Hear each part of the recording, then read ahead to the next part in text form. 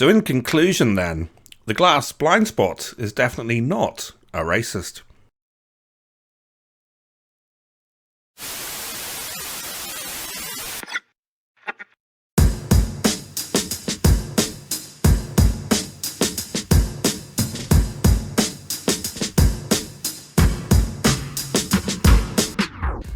Sadly, this is going to be my last presentation for the glass blind spots for a few weeks at the very least.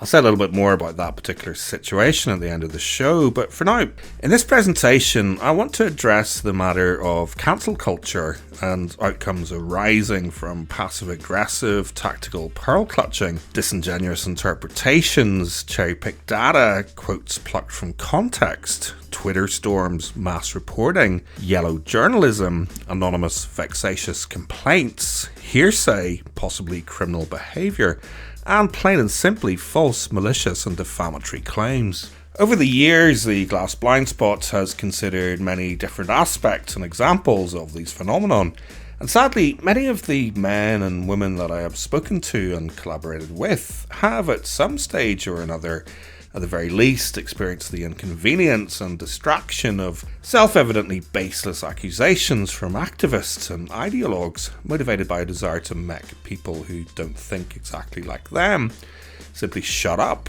go away, and most importantly stop pointing at the sort of inequalities and inconvenient truths that we do. And while inevitably I have at one point or another been described as or perceived to be the full basket set of deplorables,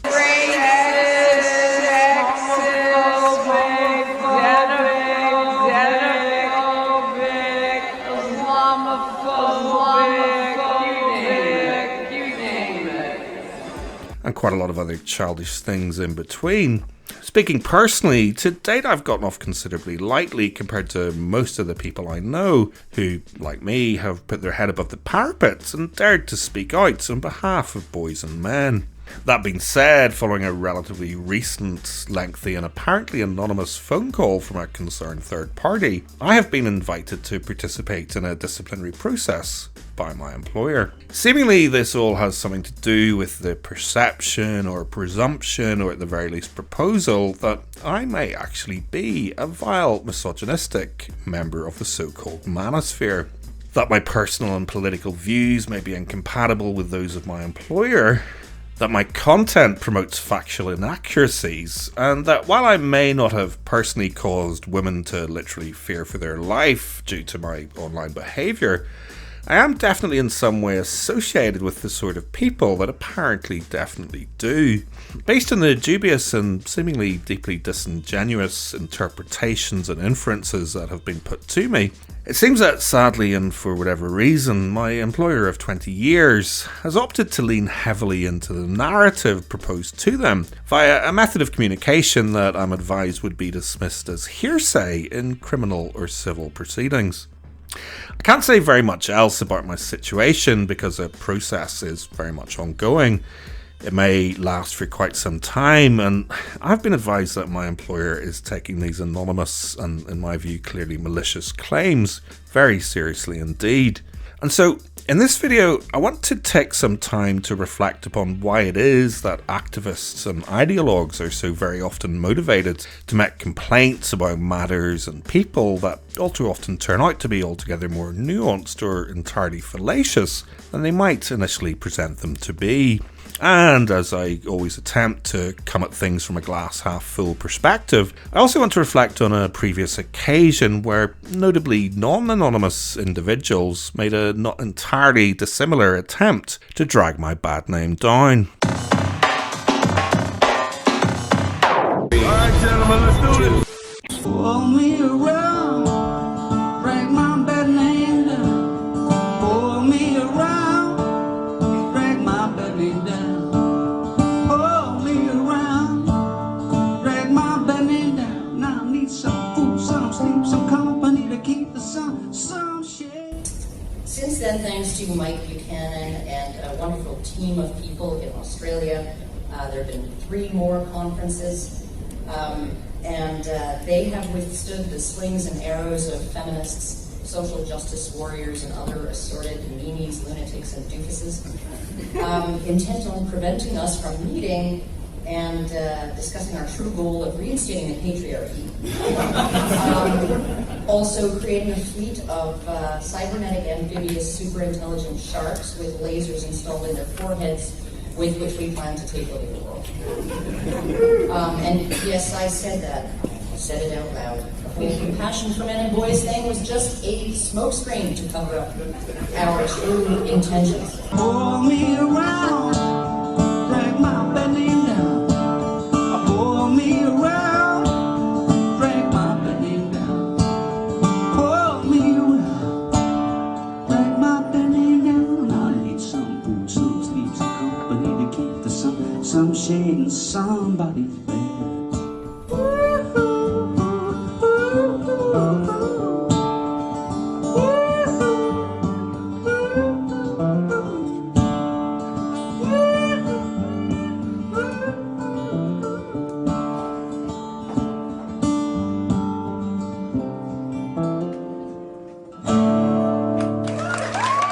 I've always fought for men's rights. I believe in, well, I'm a man. Why wouldn't I? They say, well, you're black. Why don't you talk for black rights? Sure, okay. sure. But they never say, you're a man. Why don't you speak for men's rights? Yeah. And that dynamic right there is the reason why I wanted to get in front of the world if I could. To talk about, to joke about, to laugh about, but to cry about.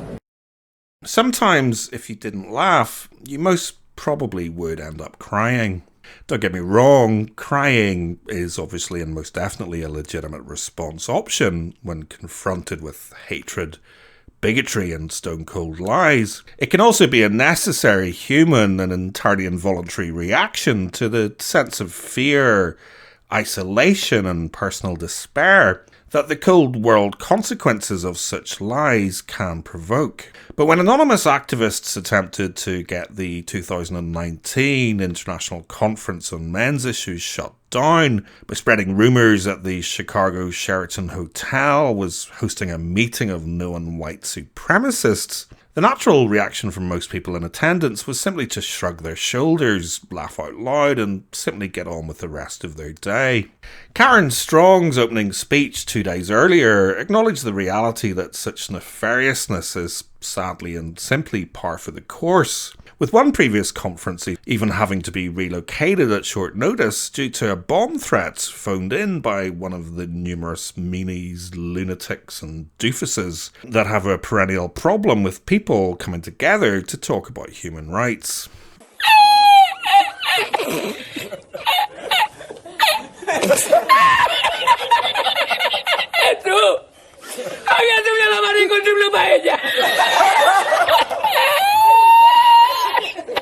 If you didn't laugh at the ridiculousness of it all, then you probably would never stop crying. So broadly, I would say that laughter and a bit of stoicism is generally the best response. That being said, I do think it is important to acknowledge quite how insidious and dangerous such lies can be. Just because you can see how ridiculous and provably false they may be, you should never underestimate quite how much damage they can cause when left unchecked. Last year, an appreciation of this reality led me to take action against a group of Swiss-based academics, after they suggested, for the second time no less, that I am the sort of person who flirts with concepts concerning white supremacy and make video content about such matters as the Great Replacement and the Jewish question. More specifically, back in 2019, they branded my channel as Alt-Light for the purposes of their study entitled Auditing Radicalization Pathways on YouTube. Just a study where they essentially attempted to portray the possibility that anyone watching a Jordan Peterson lecture on YouTube was only a couple of clicks away from extremist alt-right content, so compelling that it might literally turn them into a Nazi. or at the very least a white supremacist, or whatever being alt-right actually means these days. Of course, anyone that knows me, and more importantly the content of this channel, will know that the closest I've ever come remotely close to considering concepts such as racial supremacy will have been in the context of a grand total of one video examining dubious but sadly ever-increasing attempts to smear advocates of men's human rights with the broad brush of racism, because apparently portraying us all as vile misogynists just isn't doing a good enough job. Anyway, goodness knows how I ended up on their list of dog whistle racists, presumably more anonymous whispering into certain strategically significant ears. But at the time, my immediate reaction was generally just to laugh at the ridiculousness of the insinuation, and assume that these chancers had simply lifted their list of channels verbatim from some crazed activists with an agenda, without so much as watching one single minute of actual content. At the time, the research paper led by a PhD student hadn't even been peer-reviewed, let alone published. Indeed, I'm not entirely certain that it has been officially published to this day. Their findings were rubbished by a respected researcher in machine learning. I also produced an analysis debunking many of their claims, and a similar study to their own, published the same year, found that YouTube algorithms actually directed people away from extremist content and towards much more mainstream fare. To be honest, the whole paper stank of cynical, amateur, opportunistic idea laundering that I didn't really take it all that seriously at all. I did take the time to write to the lead author, asking him to review my content and confirm that their classification was quite clearly incorrect. And he did pledge to do this before publication, but predictably never did. YouTube says it's removing more hate speech than ever before. In a blog post yesterday, the company said it removed more than 100,000 videos and 17,000 channels since putting a stricter policy in place around hate speech. But a lot of controversial channels are still on the platform. A recent study says some of those channels can lead to radicalization. Dasha Burns is digging into how users can develop more extreme views on the platform. There does seem to be a systematic and significant migration of users from these milder communities to these more extreme channels. YouTube has recently been doing a lot of work to change its recommender system. For example, I know, especially on conspiracy videos and conspiracy content, do you think that they're doing enough on that front? I think that to find ways of ensure the validity of information and to convey balanced opinions about subjects on the internet is a big challenge of our time. And I won't give my opinion on how good YouTube is doing, but I think that is a challenge that is similar for all sorts of networks. Fast forward to 2021, by which time this research paper and its extremely dubious findings have been discussed in the European Parliament and cited in all sorts of research into far-right or extremist content, including by the UK government's Commission for Countering Extremism, in a report about disinformation and COVID-19. In the case of the European Parliament, the specific naughty list of YouTube channels that the glass blind spot was included in was referenced specifically in the context of a call for legislation to prevent the promotion of violent and terrorist content via the World Wide Web, including a review of the European Union's e-commerce directive to remove the exemption from liability for platforms such as YouTube that host and promote such content. YouTube, for their part, insists that they are taking all reasonable steps to remove any and all content that breach their terms of service, and as a multi-million pound venture are understandably keen to protect their reputation and be seen to be putting their best foot forward when it comes to concerns that impressionable young minds are being lured to the dark side via dodgy algorithms. So you don't necessarily need to have a PhD in machine learning to join the dots between my channel's inclusion in a high-profile naughty list of practically far-right loons, and the fact that my channel's momentum essentially flatlined in the months that followed. It is, of course, impossible to definitely prove that the glass blind spot has been shadow banned, and YouTube always deny that such shenanigans go on. I've never had so much as a copyright strike or a content warning, so Perhaps people just got bored with my content. But the general rule is that an active channel will experience some sort of upward momentum. And in 2019, my Social Blade was predicting that by now I would have at least double the number of subscribers that I do, a number that remained stubbornly static at the level I achieved 3 years ago. So frustratingly, something does seem to be rotten in the state of California, but then again, there really is very little that I can do. That being said, the fact that my content had been openly branded as dog whistle racist and part of a pathway to extremist radicalization certainly didn't do me any favours. I mean, imagine if someone brought this fact to the attention of my employer, for example. They might jump to all sorts of horrible conclusions about me before ever getting round to checking the actual accuracy of such a claim. And so, when somebody kindly drew my attention to a second paper by the same group of academics, also exploring possible YouTube gateways to the far right, and once again identifying my channel as a member of the so-called alt-light community, I decided to take a much more robust approach. This time, I wrote directly to the head of the data science lab at the Swiss Federal Institute of Technology, responsible for coordinating the research in question, instructing him and his team to desist from any further false designations of my content, and providing him with 3 options. Either A, provide me with a justification for their designation, citing examples of how my work matched the criteria set out in their papers, confirm that they would be issuing a formal retraction and acknowledgement of their error within 10 working days, or do nothing and await formal action against all named authors. Happily for all involved, Robert went with option B, writing to me within a few days to sincerely apologise for their error, and to confirm that following a review of my contents, he agreed that the alt-light designation was indeed incorrect, that my channel had been removed from the datasets used in both papers, and that in both cases they had added a note documenting the retraction. So there you go, the glass blind spot is officially not a dog whistle white supremacist, at least by the standards set by a group of Swiss academics who claim to know a lot about such matters, and whose research has been widely cited by apparent experts in online extremism. Incidentally, their second paper, which is probably even more dodgy than the first, is entitled Are Anti-Feminist Communities Gateways to the Far Right? It attempts to extend the scope of their One Direction pipeline to far-right extremism to include the so-called manosphere.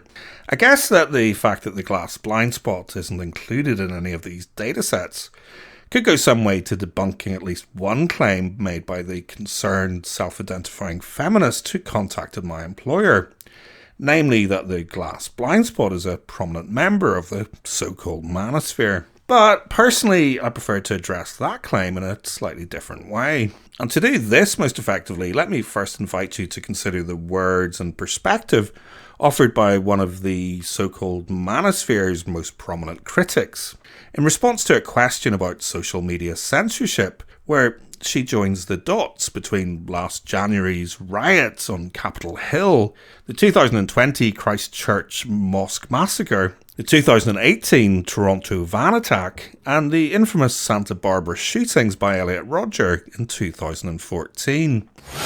There have been so many of these examples which have come clearly from these specific online extremist groups, and yet because they have been white men, our response to white men who commit terrorist acts is to see them as lone wolves.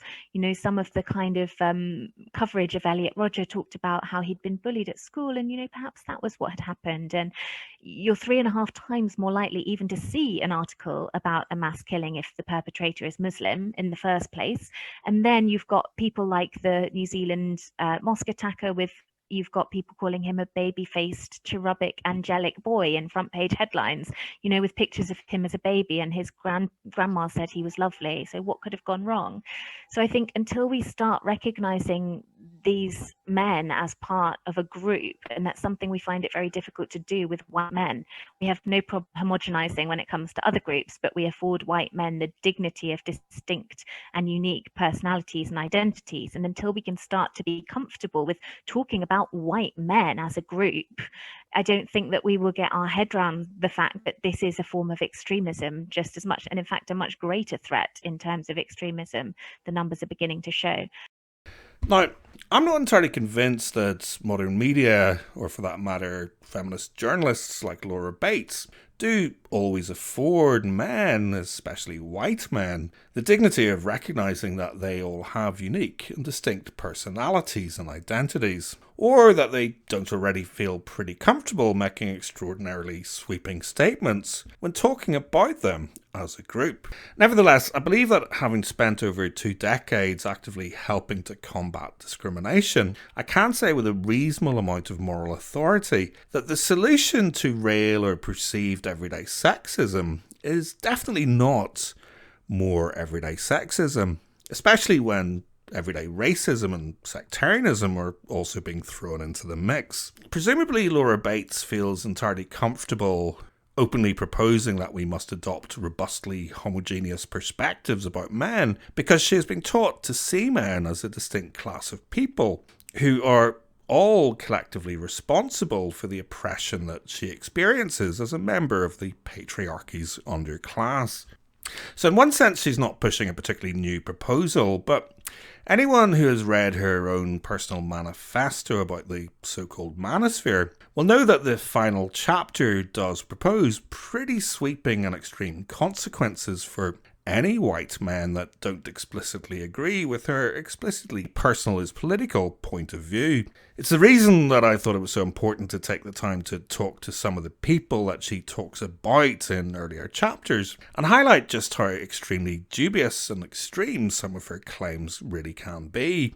Because Laura Bates's join the dots conspiracy theory about the manosphere will have been highly influential and much quoted in public conversations about why it needs to be shut down, and why we perhaps need to go as far as to prescribe perceived membership of it as a terrorist offence. Personally speaking, I don't personally perceive myself to be a member of the relatively nebulous concept of a manosphere, any more than I self-identify as an anti-feminist, or for that matter a men's rights activist. But as I am clearly an advocate for the human rights of boys and men, people like Laura Bates and my anonymous stalker can find it advantageous to brand people like me as such, because this means they can then also associate me with absolutely horrendous things.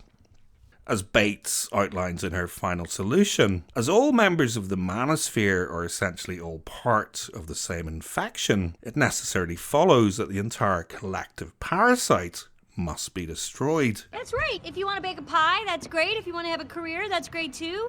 Do both or neither, it doesn't matter. Just don't judge what someone else has decided to do. I mean, we're all just trying to find the right path for us as individuals on this earth. Second, the mailman, where are you? Ah, you're ridiculous, and men's rights is nothing. My stalker clearly contacted my employer with the intention of doing me harm, and seemingly they did this specifically because they disliked my analysis of a Channel 4 documentary, or more specifically my analysis of the possible reasons why it generated over 500 individual complaints to the broadcasting regulator, Ofcom. It appears that I am far from the first person to be targeted by this particular individual, and I'm also certainly far from the first person to be accused by people like them of all sorts of outrageous things. Take for example David Mothershead, who I interviewed recently, and who has been subjected to numerous outrageous claims, including an attempt to get him thrown off his university degree for criticising radical feminist narratives about male victims of abuse. The threats come immediately as soon as you start saying those things, as I'm sure you're aware. So the number one thing is you're a misogynist, then you're an incel, then it's your far right, and those accusations are extreme. They know what they're saying. That is a form of social and relational form of violence intended to do one thing and one thing alone, to use gossip, innuendo as a form of reputation destruction, and therefore isolate you from the wider social group, which is, using that terminology in itself is indicative of the entire psychological literature on how female perpetrated violence works anyway. These sort of tactics are very much tried and tested and are repeatedly used specifically because they can often have significant and devastating effects. Devastating effects for all sorts of people, because it's not just advocates for the rights of men and boys who often get it in the neck. For example, in another recent interview, I talked to family law barrister Sarah Phillimore about her experiences. Sarah is an active advocate for the rights of women and children and has previously been targeted by a group of trans rights activists who briefly succeeded in getting her removed from Twitter and onto police records. Sarah has a very troubling perspective on why it is she thinks they did what they did. Somebody had blacklisted my account and realised that there was absolutely no justifiable reason for it. So I just suddenly, I didn't even realise my account had been restored till I suddenly looked at my phone. I was like, what? There were these notifications of people going, hey, you're back. I was going, what am I? So that, you see, that whole thing, I think, was designed to make me kill myself. I don't want to sound over dramatic, but these people are so vicious and so unpleasant. You know, there I was, I'd lost my Twitter account. I was being defamed all over the shop. There was nothing I could do about it. But then I decided there was, and I took action. And I think that's possibly what has saved me. I didn't crumble. I thought, all right, let's do this. So I think that was definitely designed, if not to make me kill myself, to make me leave social media. And it didn't work. And I should have known it would never work. That they threw the worst that they could possibly throw at me, and it failed to stick. So, you know, once they've given it their all and you've come out unscathed, I mean, yeah, I pretty much say what I want. And I say to people, I'm going to say this because it's my legal right to say it. And if you don't like it, block me, mute me, go away. But you cannot compel me to conform to your delusion, and I have a right to object. So anyway, it's all very interesting, isn't it? I think I've been a different kind of person, and what happened to me in January would have driven me off social media. So I would have been silenced. And that's when I hear other women talking about what's happened to them, they undergo similar things and they don't recover. Yeah. They are mentally very distressed and they literally go into hiding, they come off social media. But, you know, isn't that sad that you've got to have an unpleasant attitude to survive? It shouldn't be that way. Everybody ought to have the right to speak their mind and not be bullied and harassed and intimidated. It shouldn't just be the obnoxious that are allowed to roam social media. I'd like to think that my anonymous accuser isn't so sick as to be sitting out there somewhere secretly hoping that I really do cash in my chips. But then again, they didn't exactly contact my employer to recommend me for a promotion. The primary aim of that action was clearly to try and shut me up. So I doubt very much that they would lose any sleep about how that was ultimately achieved. Thankfully, that's not something that's going to happen, but I can certainly see how such nefarious actions can lead to extremely serious consequences under other circumstances. As I say, compared to others, I've been relatively lucky, but this experience has certainly given me some sense of the isolation and fear that numerous other people have faced before and will continue to do so as long as this sort of behaviour is not just tolerated, but very often rewarded. I am now in a serious situation with my employer, and the past month or so has been extremely unpleasant. I've witnessed someone I considered to be a close friend drop me like a hot stone, and I've discovered quite how quickly people I've worked closely with seem prepared to believe extremely poisonous words about me, whispered by anonymous and entirely unaccountable strangers. Thankfully, I've also discovered that I really do have a lot of friends and family in this world who have all gone out of their way to help keep me afloat and sane over the past few weeks. And I've been heartened by the number of people who have offered to give me a character reference and speak about the quality and merits of my work.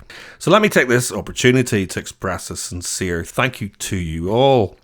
and to everyone who's supported this project over the years. As I say, I don't personally view myself as a men's rights activist, but my content does clearly advocate in favour of the human rights of men and boys. So the question is this: what exactly is the problem with someone actively advocating for the human rights of half the human race? It may not be cool, it clearly comes with its challenges, and it certainly doesn't pay. But like a lot of dirty, dangerous, unpopular jobs, some people do feel compelled to do it. The answer, according to my anonymous caller, who noticeably didn't put their extremely vague claims in writing, is that my content is incompatible with the work of my employer, presumably primarily pointing to a statutory responsibility under equality laws, which means that every single employer has a duty to promote equality of opportunity and combat discrimination wherever they may find it. Personally, I've always strived to ensure that those two aims have been written into the very DNA of every single presentation I've ever made. But I guess I'll have to wait a while longer to see why it is that some people appear to disagree. So in the meantime, as a precaution, and because I still have to pay my mortgage, I'm now going to press pause until this thing gets resolved.